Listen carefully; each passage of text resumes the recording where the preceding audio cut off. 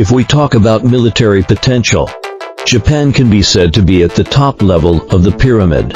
Where does its military potential show?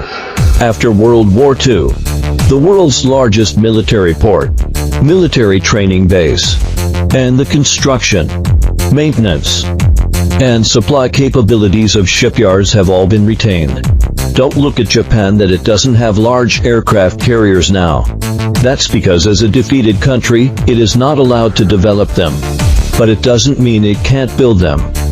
More than 95% of the countries in the world have no ability to build aircraft carriers. But Japan happens to have the ability, but can't build them. Then once it comes to the time of war and need, it can instantly build several aircraft carriers. Why does it have this ability? Remember the huge battleship Musashi built by Japan during World War II. Why could it build it at that time, but other countries couldn't? Because Japan, like us, also has large crane technology.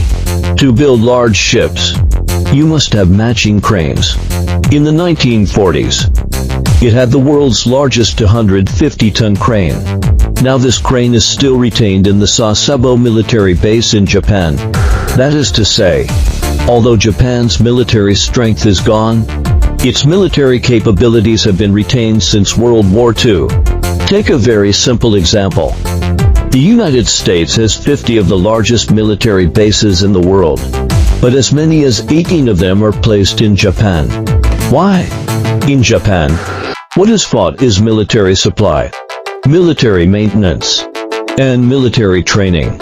All these three functions are fully available in Japan, because after World War II, all these capabilities have been preserved, or they were deliberately hidden before their surrender. Remember Mitsubishi and Kawasaki.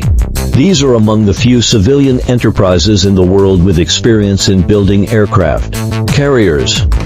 Why can Japan build 4 of the brand new Mogami-class frigates in 1 year? It plans to build 6 in 2 years. The world's strongest silent conventional submarine, the Esrai class, has been continuously updated and iterated because their experience in building military warships has always been retained, only hidden in civilian enterprises such as Kawasaki and Mitsubishi from the original military factories. Another point is that there are very many large ports in Japan. If it comes to the wartime, these can all instantly become military ports for parking warships.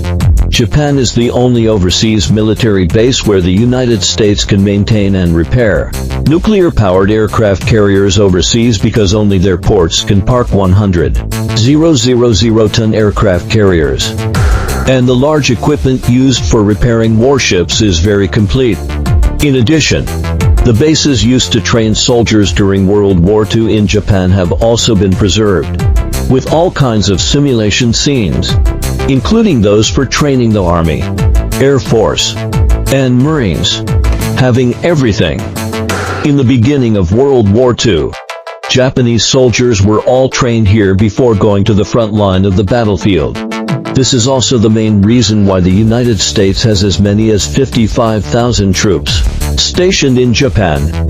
All the soldiers of the United States around the world are all trained in turn in the Japanese military base. So Japan's equipment manufacturing ability, logistical supply ability, and military training ability are all world-class. Its war potential is really quite large.